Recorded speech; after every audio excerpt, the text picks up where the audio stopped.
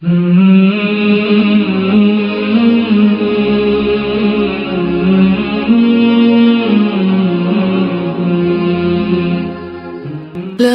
إله إلا الله محمد رسول الله.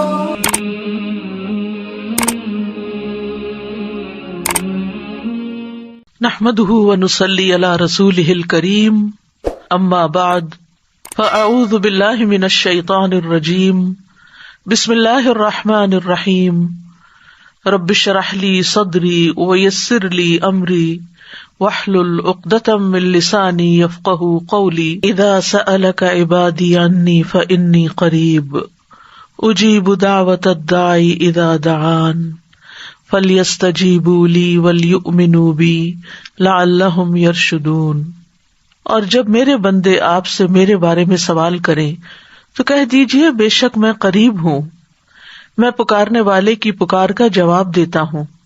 جب وہ مجھے پکارے تو ان کو چاہیے کہ وہ بھی میرا حکم مانیں اور مجھ پر ایمان رکھیں تاکہ وہ ہدایت پا جائیں. اعوذ باللہ من الشیطان الرجیم بسم اللہ الرحمن الرحیم. رؤیت الہلال، چاند دیکھنے کے مسائل. رمضان المبارک کا چاند دیکھ کر روزے شروع کرنے چاہیے. شعبان کے آخر میں اگر مطلع ابر آلود ہو تو شعبان کے 30 دن پورے کرنے چاہیے. اگر رمضان کے آخر میں مطلع ابر آلود ہو تو رمضان کے 30 دن پورے کرنے چاہیے. مطلع کس کو کہتے ہیں؟ جہاں چاند طلوع ہوتا ہے، طلوع ہونے کی جگہ. یعنی بادل اگر اس جگہ پر آ گئے ہیں جہاں سے چاند نکلتا ہے تو پھر 30 دن پورے کر لینے چاہیے. دلیل کیا ہے؟ عن ابن عمر رضی اللہ عنہما قال قال رسول اللہ صلی اللہ علیہ وسلم لا تصوموا حتى تروا الهلال ولا تفطروا حتى تروه فإن غم عليكم فأقدروا له متفق علیہ. حضرت عبداللہ بن عمر رضی اللہ عنہما سے روایت ہے کہ رسول اللہ صلی اللہ علیہ وسلم نے فرمایا، چاند دیکھے بغیر رمضان کے روزے شروع نہ کرو اور چاند دیکھے بغیر رمضان ختم نہ کرو. اگر مطلع ابر آلود ہو تو مہینے کے 30 دن پورے کر لو. اسے بخاری اور مسلم نے روایت کیا ہے. تو اس سے پتہ کیا چلتا ہے کہ رمضان کا آغاز چاند دیکھنے سے ہوتا ہے، اور جب تک چاند نظر نہ آئے تو روزہ نہیں رکھنا چاہیے. اور اسی طرح جب تک عید کا چاند نظر نہ آئے تو اس وقت تک عید بھی نہیں منانی چاہیے. اس کے بارے میں ایک اور روایت میں آتا ہے، فرمایا قال الشہر 29 لیلۃ. یہ آپ کی کتاب میں نہیں ہے، وضاحتی طور پر ایک اور جگہ سے مشکات المصابیح، شاید آپ کے پاس ہو کتاب، اس میں حدیث موجود ہے. بہرحال بخاری اور مسلم ہی کی ہے یہ بھی. قال الشہر 29 لیلۃ فلا تصوموا حتى تروه فإن غم عليكم فأكملوا العدة 30.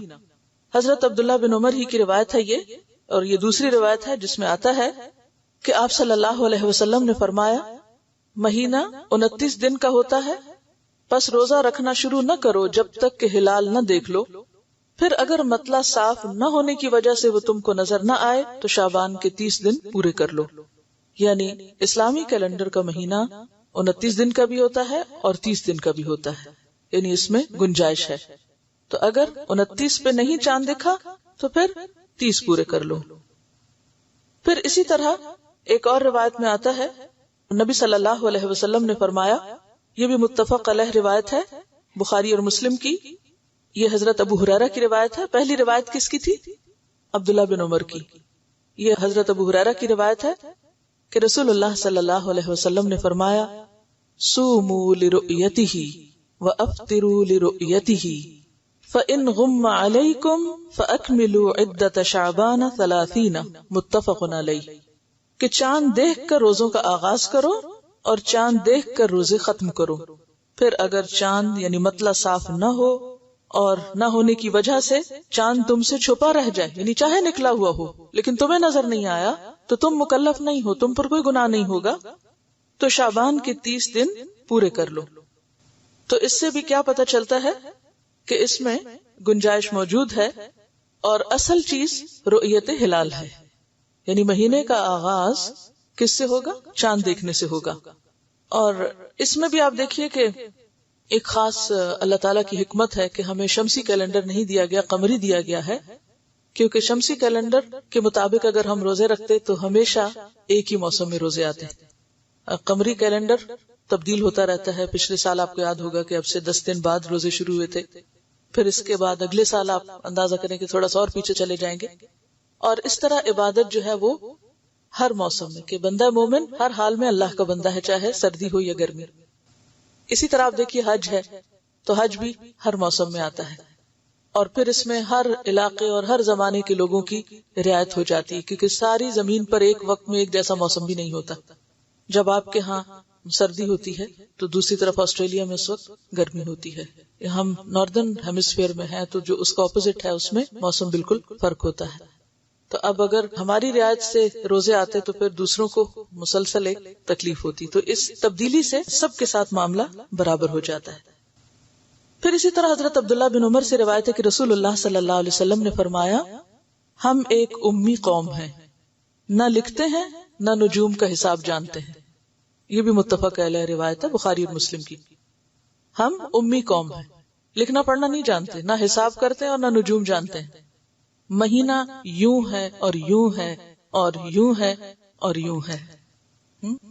آپ نے ہاتھوں کے اشارے سے انگلیوں سے یہ بات سمجھائی، دونوں ہاتھوں کی انگلیوں کو کھولا اور تیسری مرتبہ آپ نے انگوٹھا بند کر لیا، یعنی 29 کو، یعنی مہینہ اصلاً 29 کا ہوتا ہے۔ پھر آپ نے فرمایا مہینہ یوں ہے اور یوں ہے اور یوں، یعنی پورے 30 دن، یعنی دونوں طرح عمل کر کے دکھایا۔ ایک دفعہ آپ نے انگلیوں سے 29 دن بنائے اور دوسری دفعہ 30 دن۔ تو اس سے کیا پتہ چلتا ہے کہ دونوں طرح سے مہینہ ہو سکتا ہے۔ اب یہاں پر آپ دیکھیے کہ آپ نے یہ جو بات فرمائی کہ ہم امی قوم ہیں، حساب کتاب یعنی لکھ کے نہیں کرتے، فطرت پر ہیں، اور نجوم نہیں جانتے، یعنی ہم اس کو بھی نہیں کنسیڈر کریں گے کہ اسٹرانومی کیا کہتی ہے اور کس مشین سے اور کس آلے سے اور کس چیز سے چاند کو دیکھا جائے، کیونکہ انسان کو مصنوعی آلات کا یا مصنوعی طریقوں کا پابند نہیں بنایا گیا۔ عبادت کی راہ میں کوئی ہچ ایسی نہیں رکھی گئی کہ کوئی شخص کہے کہ میرے پاس تو یہ ذریعہ ہی نہیں، اس لیے میں تو عبادت ہی نہیں کر سکتا، بلکہ اس کو فطرت پر رکھا گیا، اور ہم سب کو ایک فطری کیلنڈر دیا گیا کہ تم آسمان کو دیکھو، مطلع کو دیکھو، اگر وہاں نظر آتا ہے تو ٹھیک ہے، اور اگر نہیں نظر آتا تو تم 30 پورے کر لو۔ مکلف نہیں قرار دیا گیا کہ ہاں پھر تم میں سے کوئی بادلوں کے اوپر جا کے وہاں سے جھانک کے دیکھے یا کسی خاص جگہ پہ جائے اور وہاں سے مشاہدہ کرے، نہیں، کسی بھی انسان کو کسی ایسی مشکل میں نہیں ڈالا گیا۔ پھر اسی طرح آپ دیکھیے کہ آپ صلی اللہ علیہ وسلم نے چاند دیکھے بغیر شک کے روزے سے بھی منع کیا ہے۔ آپ صلی اللہ علیہ وسلم نے فرمایا، متفق علیہ روایت ہے، لا يتقدمن احدكم رمضان بصوم يوم او يومين الا يكون رجل كان يصوم صوما فليصم ذلك اليوم۔ آپ نے فرمایا تم میں سے کوئی شخص رمضان سے 1 یا 2 دن پہلے روزہ نہ رکھے، یعنی منع کیا گیا، الا یہ کہ کوئی شخص معمول میں اس دن کا روزہ رکھتا ہو، یعنی اس کی عادت ہے کہ وہ 1 دن چھوڑ کے 1 دن روزہ رکھ رہا ہے، صوم داؤدی جس کو کہتے ہیں، کہ کثرت سے کوئی روزے رکھنے والا ہے اور اس کا اس دن روزہ پڑ گیا، یعنی اس سے 1 دن پہلے اس نے چھوڑا ہوا تھا اور وہ اس دن اپنے طریقے پہ رکھ رہا ہے، لیکن وہ شک کا روزہ نہیں رکھ رہا کہ کیا پتا آج روزہ ہو اور پھر میں نے نہ رکھا تو میری ایک عبادت چھوٹ جائے گی، اس شک سے بھی نکال دیا گیا۔ تو جس شخص کی عادت ہو وہ تو رکھ سکتا ہے، لیکن اگر کسی کی عادت نہیں تو محض شک کی بنیاد پر روزہ نہیں رکھا جائے گا۔ پھر اسی طرح نصف شعبان کے بعد بھی روزہ رکھنے سے منع کیا گیا ہے۔ وہ کیوں؟ تاکہ انسان کو انرجی ہو، رمضان کی تیاری ہو۔ پھر اسی طرح آپ صلی اللہ علیہ وسلم نے رمضان کے لیے صرف رمضان کے چاند کو دیکھنے کا نہیں کہا، بلکہ 1 مہینہ پہلے کے چاند کو بھی توجہ سے دیکھنے کے لیے کہا ہے، تاکہ پھر وہ 29 یا 30 بھی پورے ہو سکیں۔ نبی صلی اللہ علیہ وسلم نے ہدایت فرمائی کہ رمضان کے لیے شعبان کا ہلال دیکھنے کا اہتمام کرو، یعنی 1 مہینہ پہلے سے ہی، تاکہ پھر غلطی نہ ہو۔ پھر اسی طرح آپ صلی اللہ علیہ وسلم نے فرمایا، اور یہ ابو داؤد، ترمذی، نسائی، ابن ماجہ اور دارمی کی روایت ہے، کہ جس شخص نے اس دن کا روزہ رکھا جس کے بارے میں شک ہو تو اس نے ابو القاسم صلی اللہ علیہ وسلم کی نافرمانی کی، یعنی اس سے منع کیا گیا کہ محض شک کی بنیاد پر انسان ایک دن پہلے روزہ رکھ لے، اور اگر کوئی ایسا کرتا ہے تو وہ نبی صلی اللہ علیہ وسلم کی نافرمانی کر رہا ہے۔ پھر اسی طرح یہ ہے کہ رؤیت ہلال جو ہے اس میں اگر ایک شخص کی گواہی موجود ہے تو بھی روزہ رکھا جائے گا۔ حضرت عبداللہ بن عمر کا بیان ہے کہ لوگ اکٹھے ہو کر رمضان کا چاند دیکھنے کی کوشش کر رہے تھے، بس میں نے آ کر رسول اللہ صلی اللہ علیہ وسلم کو خبر دی کہ میں نے چاند دیکھ لیا ہے۔ اس پر حضور نے روزہ رکھنے کا فیصلہ فرما دیا اور لوگوں کو حکم دیا کہ وہ رمضان کے روزے رکھنے شروع کر دیں۔ ضروری نہیں ہے کہ کوئی بہت بڑی کمیٹی بیٹھے اور پھر وہ فیصلہ کرے یا بہت ساری اس میں گواہیاں جمع ہوں۔ اگر ایک بھی ایسا شخص جس کی گواہی قابل اعتبار ہے، اگر وہ کہتا ہے کہ اس نے چاند دیکھ لیا ہے، تو اس پر بھی فیصلہ ہو سکتا ہے، کیونکہ سب لوگوں کی نظر ایک جیسی نہیں ہوتی، کچھ لوگ دور کی نظر میں بہت اچھے ہوتے ہیں۔ پھر اسی طرح آپ صلی اللہ علیہ وسلم دوسرے مہینوں کی بنسبت شعبان کی زیادہ حفاظت کرتے تھے، پھر رمضان کا چاند دیکھ کر روزہ رکھتے تھے۔ اگر مطلع صاف نہ ہونے کی وجہ سے چاند نظر نہ آتا تو شعبان کے 30 دن پورے کر کے روزہ رکھتے تھے، اور یہ ابو داؤد کی روایت ہے۔ اب آپ اپنی اصل کتاب پر آ جائیے۔ پھر اسی طرح ہم یہ دیکھتے ہیں کہ رمضان کی پہلی تاریخ کے چاند کے بظاہر چھوٹا یا بڑا ہونے سے شک میں نہیں پڑنا چاہیے۔ بعض لوگ اس پر بھی بہت حجت بازی کرتے ہیں نا کہ چاند اتنا بڑا نظر آ رہا ہے اور وہ کیا ہے، پہلی کا نہیں ہو سکتا، یہ دوسری کا ہوگا، اور اس کے بڑا یا چھوٹا نظر آنے کی وجہ بعض اوقات یہ نہیں ہوتی کہ وہ پہلی یا دوسری کا ہے، اس میں مطلع کا فرق ہو جاتا ہے۔ اب دیکھیں کہ چاند نظر آنے کا جو وقت ہوتا ہے وہ بہت تھوڑا ہوتا ہے، یعنی مغرب کے آس پاس تھوڑا سا پہلے نظر آئے گا، تھوڑا سا بعد، اور فوراً غروب ہو جائے گا۔ اب اس میں آپ دیکھیے کہ جب راتیں لمبی ہونے لگ جائیں اور رات جلدی شروع ہو جائے اور دن چھوٹے ہونے کی طرف، جیسے آج کل سپٹمبر اور اکتوبر ہے، تو اس میں امکان اس بات کا ہوتا ہے کہ وہ پہلے سے ہی طلوع ہو کر غروب ہو گیا، اس سے پہلے کہ آپ کی مغرب کا ٹائم ہوتا وہ آلریڈی گون، اور آپ اس کو پھر دیکھ نہیں سکے۔ پھر یہ ہے کہ اس کے بارے میں حدیث ہے، مسلم کی روایت ہے، حضرت ابو البختری کہتے ہیں ہم عمرے کے لیے مدینہ سے روانہ ہوئے، جب نخلا کے مقام پر پہنچے تو سب نے نیا چاند دیکھا۔ کچھ لوگوں نے کہا یہ تو تیسری رات کا چاند لگتا ہے بڑا ہونے کی وجہ سے، کچھ لوگوں نے کہا دوسری رات کا لگتا ہے۔ ہماری ملاقات حضرت عبداللہ بن عباس سے ہوئی، ہم نے ان سے کہا ہم نے چاند دیکھا ہے۔ کچھ لوگوں نے اسے تیسری رات کا کہا ہے، کچھ نے دوسری رات کا۔ حضرت عبداللہ بن عباس نے پوچھا تم نے کون سی رات کا چاند دیکھا تھا؟ ہم نے بتایا فلاں فلاں رات دیکھا تھا۔ تو کہنے لگے کہ رسول اللہ صلی اللہ علیہ وسلم کا ارشاد ہے اللہ تعالیٰ اس کو تمہارے دیکھنے کے لیے بڑا کر دیتا ہے، لہٰذا وہ اسی رات کا چاند تھا جس رات تم نے اسے دیکھا، چاہے وہ بڑا بھی نظر آ رہا تھا تب بھی وہ پہلی رات کا ہی چاند تھا۔ ٹھیک ہے، نیا چاند دیکھنے پر یہ دعا پڑھنی چاہیے، اللہم اہللہ، اور ایک اور روایت میں آتا اہلہ، اللہم اہللہ علینا بالیمن والایمان والسلامت والاسلام ربی وربک اللہ۔ کیا معنی ہے اس دعا کا؟ کہ الہی ہم پر یہ چاند امن، ایمان، سلامتی اور اسلام کے ساتھ طلوع فرما، اے چاند میرا اور تیرا رب اللہ ہے۔ اور ہر مہینے کے ابتدا میں یہ دعا کیوں مانگنے کو کہا گیا ہے؟ جیسے آپ دیکھیے کہ دن کے طلوع ہونے پر ہم دعا مانگتے ہیں، صبح شام کی دعائیں پڑھتے ہیں، غروب ہونے پر، پھر اسی طرح نیا مہینہ طلوع ہونے پر یعنی نیا چاند دیکھنے پر بھی دعا مانگی جاتی ہے۔ پھر اگلی بات یہ ہے کہ چاند دیکھ کر روزہ شروع کرنے اور چاند دیکھ کر ختم کرنے کے لیے اس وقت حاضر علاقے یا ملک کا لحاظ رکھنا چاہیے۔ اس کا کیا معنی ہے؟ جس علاقے میں آپ رہ رہے ہوں وہاں کا اعتبار کرنا چاہیے۔ اس کی کیا حکمت ہے؟ کیونکہ اگر انسان کو اس کی اجازت نہ دی جاتی تو انسان کے اوپر ایک بہت بڑی مشقت ہو جاتی۔ اب تو آپ دیکھیے کہ ایسے وسائل الحمدللہ موجود ہیں کہ جس کی وجہ سے آپ کو خبریں فوراً مل جاتی ہیں، لیکن آج سے 100 سال پیچھے چلے جائیے، اس وقت لوگ کیا کرتے؟ ان کے پاس ریڈیو بھی نہیں تھا، یا اگر ریڈیو تھا بھی، مسئلہ مجھے نہیں یاد کہ ریڈیو کب ایجاد ہوا ہے، 100 سال ہو ہی چکے ہوں گے اندازاً، تو باقی ذرائع ایسے نہیں تھے کہ انسان ایک شخص اگر کسی ایسے کانٹیننٹ میں دیکھ لیتا ہے کہ جہاں اس وقت چاند نظر آ سکتا ہے اور دوسرے کو نظر نہیں آ سکتا اس مطلع کی تبدیلی کی وجہ سے، تو ایسے میں اس کو اس بات کی تکلیف نہیں دی گئی کہ وہ اس کو جا کے فالو کرے۔ اس کے لیے کیا ہے کہ وہ اپنا الگ کیلنڈر دیکھے۔ اگلی بات ہے کہ دوران رمضان ایک ملک سے دوسرے ملک سفر کرنے پر اگر مسافروں کے روزوں کی تعداد حاضر علاقے میں ماہ رمضان کے روزوں کی تعداد سے زائد بنتی ہو تو زائد دنوں کے روزے ترک کر دینے چاہیے یا نفل روزے کی نیت سے رکھنے چاہیے۔ اگر تعداد کم بنتی ہو تو عید کے بعد مطلوبہ تعداد پوری کر لینی چاہیے۔ مثلا اگر آپ یہاں اس وقت موجود ہیں اور آپ ایک دن بعد روزہ رکھ رہے ہیں اور پھر آپ سعودی عرب جاتے ہیں عمرہ کرنے کے لیے اور آپ کو عید وہیں آ جاتی ہے، تو اب آپ کیا کریں گے؟ عید کر لیں گے۔ آپ یہ نہیں کریں گے کہ آپ اگلے دن الگ عید کر رہے ہیں کہ جی میرا تو ابھی 30 پورے نہیں ہوئے۔ آپ عید کر لیں گے اور جو ایک دن کا روزہ رہ جائے گا آپ کا، اس کو آپ عید کے بعد پورا کریں گے۔ کیوں؟ اس لیے کہ اصل اعتبار چاند دیکھنے کا ہے۔ جس جگہ، جس شہر اور جس علاقے میں آپ موجود ہیں، وہاں اگر آپ نے چاند دیکھ لیا ہے تو اب آپ انتظار نہیں کریں گے اس بات کا کہ اچھا میں جہاں سے آیا ہوں وہاں کیا ہو رہا ہے۔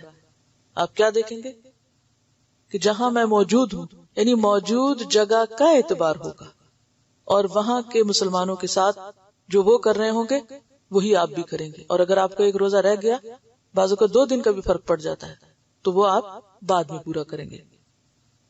اس کے لیے کیا دلیل ہے؟ یہ بہت ہی دلچسپ روایت ہے۔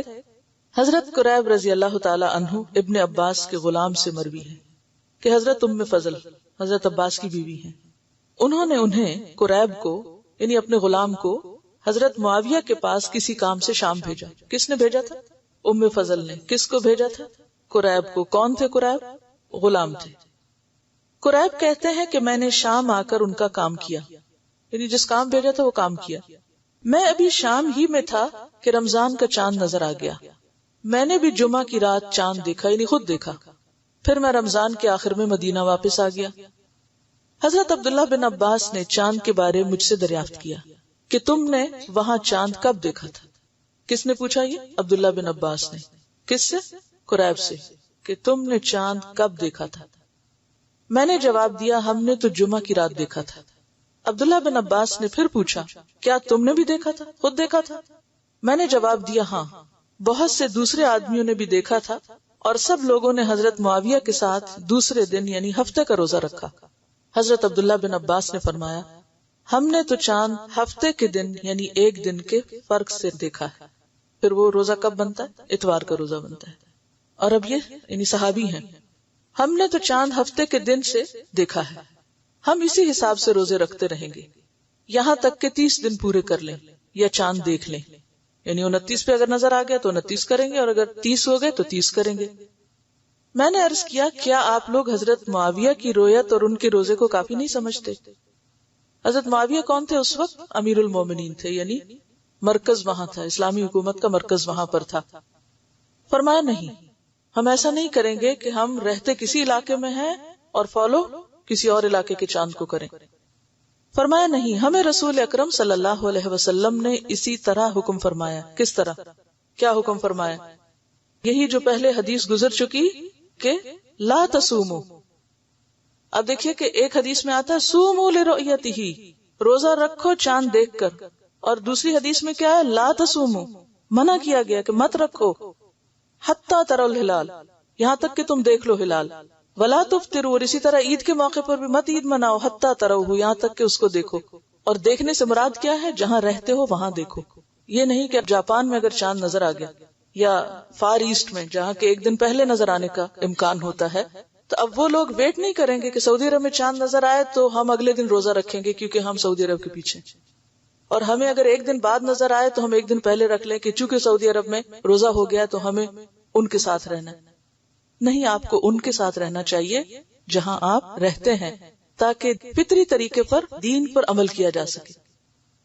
دیکھیے ہر شخص شہر میں نہیں رہتا، ہر شخص کے پاس ہر ذریعہ انٹرنیٹ موجود نہیں، ہر شخص کے پاس ریڈیو موجود نہیں، ہر شخص کے پاس ہر چیز موجود نہیں۔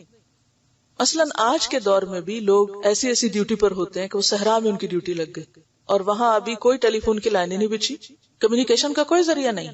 ایسی ڈیوٹیز ہوتی ہیں نا لوگوں کی۔ مثلاً آئل فیلڈز میں لوگ کام کرتے ہیں، بعض اوقات تو نئے جگہوں پہ جب سروے کرنے کے لیے جاتے ہیں تو وہاں کوئی فیسلٹی نہیں ہوتی، وہ بالکل وہاں خیمے لگا کے یا ایسی جگہوں پہ جہاں بہت سے غیر آباد علاقے ہیں، یا بعض اوقات جنگل ہیں کہ جہاں آپ کو موبائل بھی کام نہیں کرتا۔ اب آپ کو ایک دن سے زیادہ رہنا پڑ رہا ہے اور اتفاق یہ کہ رمضان شروع ہو رہا ہے، اب آپ کیا کریں گے؟ کیسے روزہ رکھیں گے؟ چاند دیکھ کر. اور اب آپ کہیں کہ بادل ہیں، چاند تو دکھ ہی نہیں رہا، آپ کیا کریں گے؟ 30 پورے کر لیں گے کہ چاند نہیں دکھا. کیونکہ یہاں آپ دیکھیے کہ ایک حدیث کہتی ہے چاند دیکھ کر روزہ رکھو، اور دوسری کیا کہتی ہے روزہ نہ رکھو جب تک کہ چاند نہ دیکھو. اور تیسری کیا بتاتی ہے کہ رؤیت کس علاقے کی ہوگی؟ عبداللہ بن عباس کی. اور انہوں نے گواہی لی باقاعدہ قریب سے کہ تم نے واقعی دیکھا تھا کہ تمہارا مطلب اور تھا اور ہمارا مطلب اور ہے.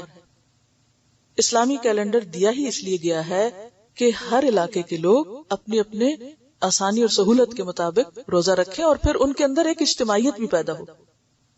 اب آپ دیکھیے کہ اگر کچھ لوگ کہیں ہم سعودی عرب کے ساتھ ہیں، کچھ کہیں ہم ایران کے ساتھ ہیں، کچھ کہیں ہم پاکستان کے ساتھ ہیں، کوئی انڈیا کے ساتھ ہے اور کوئی انڈونیشیا کے ساتھ ہے اور کوئی کہیں آسٹریلیا کے ساتھ ہے، تو حال کیا ہوگا؟ ہاں، سب اتحاد ختم ہو جائے گا. اور پیچھے ہم بہت دفعہ بات کر چکے ہیں کہ اتحاد کا ختم ہونا یہ بھی مسلمانوں پر عذاب کی ایک شکل ہے، کیونکہ اس سے دلوں میں عداوتیں اور نفرتیں پیدا ہوتی ہیں. اور پھر ایک اور بات ہے، چلیے مان لیا آپ نے اجتہاد کیا اور آپ نے کہا جی اب تو دور یہ آ چکا ہے، حالانکہ اسلام کسی دور کا پابند نہیں، آپ کا دل اس میں لگے جی چونکہ سعودی عرب میں نظر آ گیا اس لیے میں اس کے مطابق رکھ رہی. یہ آپ کا اپنا ایک ذاتی فیل ہے. اس کی بنیاد پر آپ دوسرے کو مجبور نہ کریں اور اس بنیاد پر آپ اختلاف نہ کریں اور حقیر نہ سمجھے دوسروں کو جو ایسا نہ کریں، کیونکہ وہ ایک دلیل کے ساتھ، اور دلیل بالکل واضح بخاری اور مسلم کی روایت ہے اور گولڈن چین ہے جس میں یہ بیان ہوا ہے کہ رؤیت کے ساتھ رکھنا ہے. تو رؤیت سے مراد اپنی رؤیت ہے، اپنا مطلب ہے، نہ کہ کسی اور کی. کیونکہ یہ تو انڈرسٹوڈ بات ہے نا، پورے گلوب پر ایک وقت میں نہ سورج دکھ سکتا ہے اور نہ چاند دکھ سکتا ہے. تو اگر ہم لوگوں کو اس چیز کا پابند کریں گے تو اس کا نقصان کیا ہوگا؟ دین مشکل ہو جائے گا، دین مشکل ہو جائے گا. تو فطرت پر ہی سب کو رہنے دیں. اور مسلمانوں کی تو بڑی ایک آبادی جو پڑھی لکھی بھی کوئی نہیں ہے کہ وہ کتابیں پڑھ کے کچھ سیکھے، وہ تو مطلع کو دیکھ کر ہی اپنے کیلنڈر کا آغاز کرتی. وآخر دعوانا ان الحمد للہ رب العالمین.